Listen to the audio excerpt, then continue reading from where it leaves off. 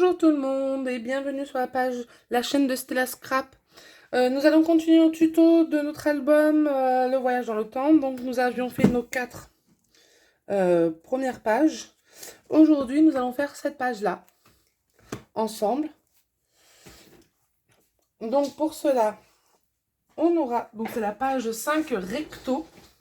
Et pour cela vous aurez besoin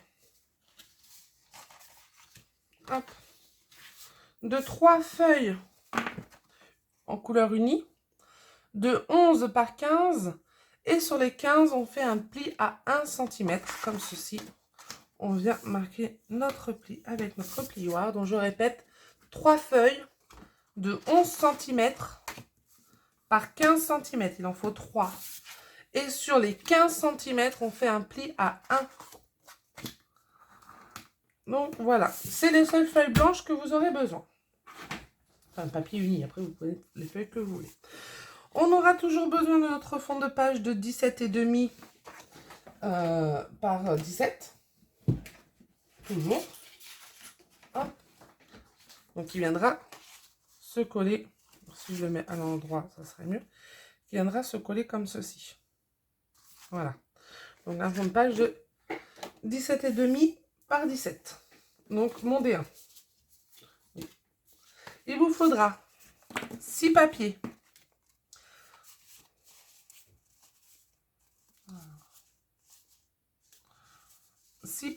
De 13,5 par 10,5. Il en faut 6.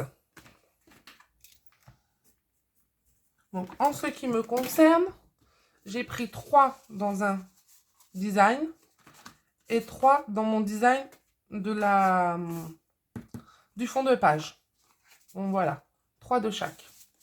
Donc 6 papiers de 13,5 par 10,5. Et maintenant, on va pouvoir commencer notre page, qui elle est assez simple, donc devrait être assez rapide. Alors, on va coller un de nos rabats, donc un de nos papiers blancs de 11 par 15 en haut. Alors que juste pas de en haut, comme ceci, à côté gauche du fond de page, à 1,5 cm du bord gauche de ce fond de page. Donc, je mets mon papier, je calcule mes 1,5 cm, je me fais une marque et je viens coller mon papier au niveau de cette marque, ce qui vous donne ceci. Je retourne et je colle.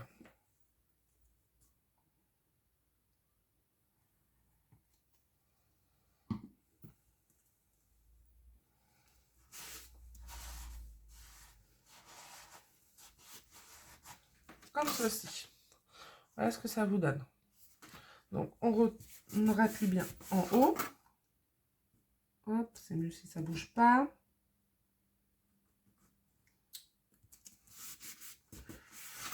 Hop, je referme parce que mon papier en plus il a bougé, mais bon, c'est bon. Voilà mon premier rabat. De là, je vais prendre un deuxième papier, comme ceci. Et je vais venir le coller à gauche, toujours, en partant du haut, donc à la limite de mon angle, comme ceci. Donc, hop, je fais alors, vous voyez, je dépasse légèrement pour pouvoir, je vais essayer de me mettre le plus près possible, qu'on le voie bien. Vous voyez, je dépasse mon papier là, dépasse légèrement, pour que quand je tourne, le haut du premier rabat soit caché. Vous voyez? Parce que si je le mets vraiment à la limite, comme ceci, ben vous voyez le premier rabat du haut. Donc vous faites en sorte, côté gauche, mais à la limite du premier rabat, comme ceci. Hop, et là, je le colle.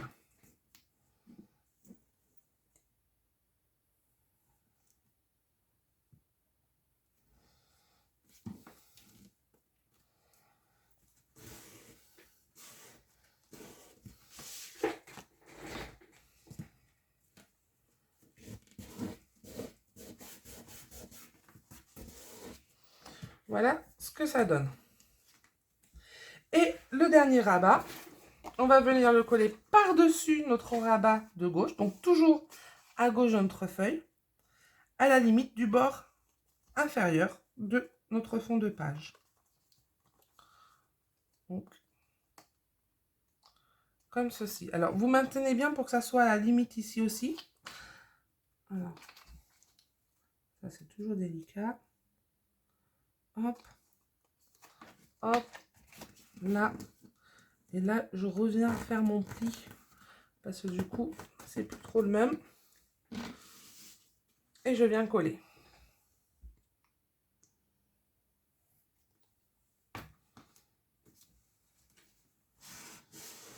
Alors, j'hésite pas à passer mon plioir pour faire bien mon angle. Et voilà ce que ça donne. Donc, je refais bien l'intérieur. Donc, voilà, notre page est presque finie. Hein. Nous avons notre rabat extérieur, notre rabat en quinconce et celui-là à l'intérieur. Nous avons nos 3 rabats. Il ne nous reste plus qu'à poser nos papiers design, donc, qui sont ici. Donc, je vais juste reprendre mon exemplaire pour pas faire d'erreur.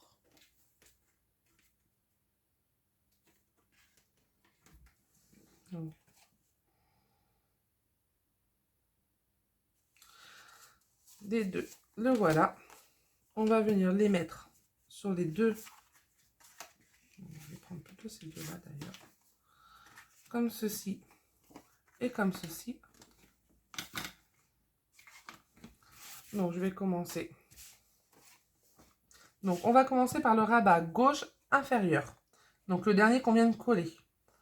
Je mets donc mes feuilles de 10,5 par 13,5 en D2. J'en mets une sur le dessus de mon rabat. Hop. Je le centre et j'enlève toujours mon petit surplus de colle.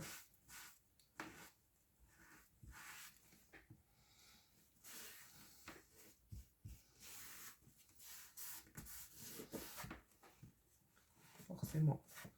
Si ça bouge pas, c'est pas drôle. Hein. Donc, pas d'inquiétude, ça bouge. On repositionne. Donc voilà. Et là, je viens mettre toujours mon 10,5 par 13,5 en D2. Aussi sur le dessus du rabat qui se trouve en haut. Sur le côté gauche. Donc celui-là qui est juste en dessous. Comme vous pouvez le voir. Hop. Et je centre et je colle.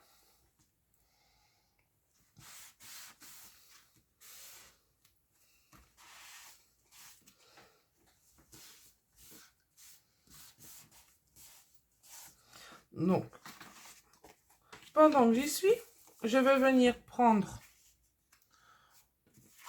mon 13,5 par 10,5 mais en D1 et le venir à l'intérieur, coller à l'intérieur des deux rabats qu'on vient de faire. Hop, je viens le coller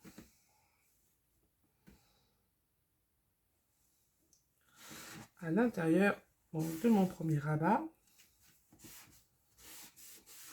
Le rabat supérieur, on va dire, parce que c'est celui qui se trouve au-dessus de tout le monde. Donc j'ouvre mon deuxième, je reprends le 13,5 par 10,5 D1 et je viens le coller dessus. Même principe, je centre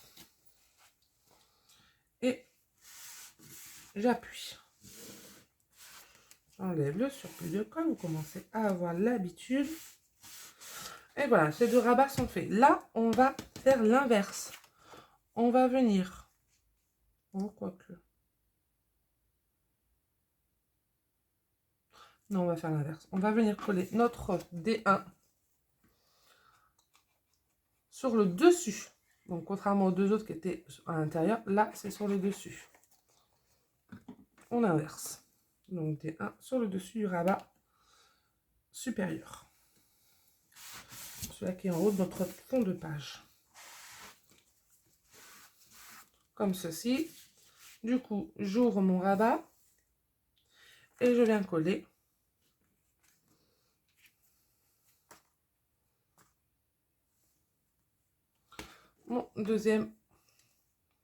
Mon dernier design, qui est normalement qui vous reste, c'est le D2 10,5 par 13,5, vous en reste un, c'est celui-là qu'on vient coller, comme ceci. Alors si des fois vous avez des petits blancs, c'est que je suis en train de faire des vérifications de papier ou de design, de comment ça s'appelle, mesure, je vérifie tout. Donc je referme, donc le fond de page, mon premier rabat, mon deuxième, mon troisième, et on va mettre une petite flippette. Donc faites attention de prendre la même flippette que vous avez pris dans les feuilles précédentes, je crois, si je me trompe pas. C'est à la 4 recto qu'on avait déjà une flippette. Donc moi c'était celle-ci. Je reprends une petite épingle parisienne.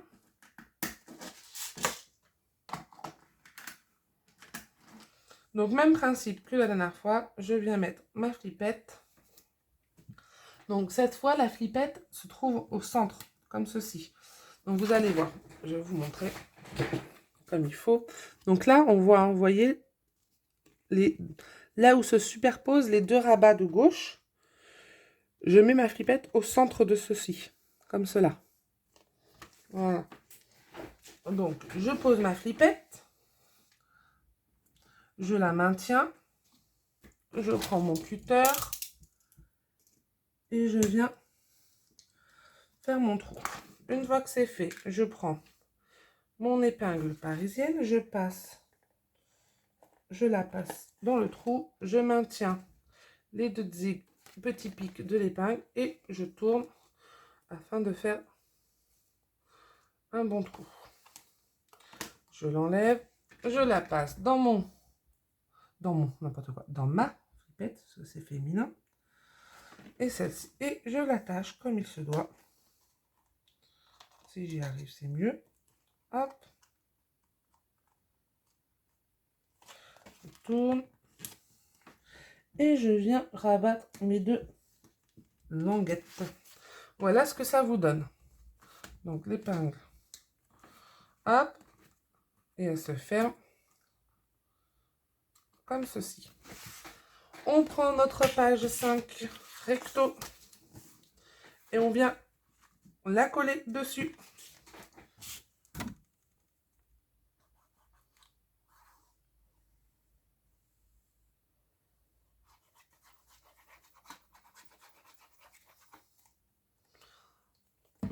Hop. On centre bien. On essuie déjà. J'ai déjà du surplus de colle qui dépasse. Ah, bon, on va fermer le cutter. Peut se couper. On appuie bien. On ouvre afin de bien appuyer à l'intérieur. Et on peut refermer notre page et terminer. Donc, comme je dis habituellement, je prends mon album en cours. Page 1, page 2, page 3 et page 4. Vous voyez que si on regarde, c'est les deux mêmes flippettes. Donc, page 4. Et je viens mettre page 5 derrière. Le tuto est fini pour aujourd'hui. Je vous dis à bientôt pour faire le tuto de la page 5 verso. À très vite. Au revoir tout le monde.